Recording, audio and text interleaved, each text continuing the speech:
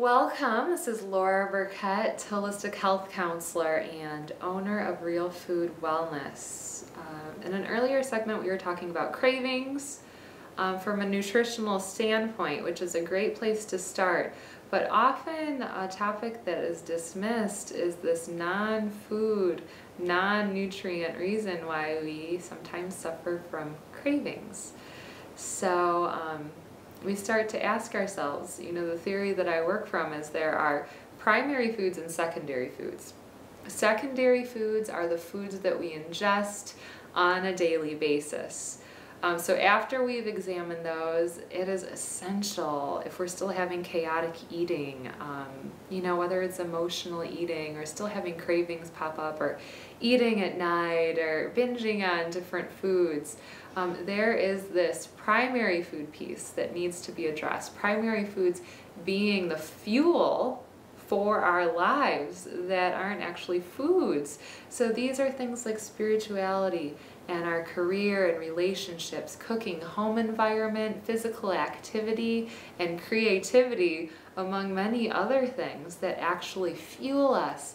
So think about what happens when you're invested in a project that you love, or you're spending time with your family or your kids, or you're at a concert or something, or you're totally enraptured in this. We lose track of time, and these are things that really, truly fuel us.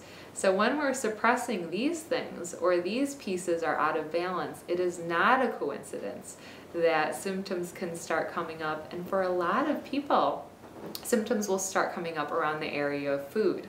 So we think about what happens at the end of the day. We come home from a long day of work, and there's a saying out here, halt, right? And you ask yourself the question, am I hungry, angry, lonely, or tired?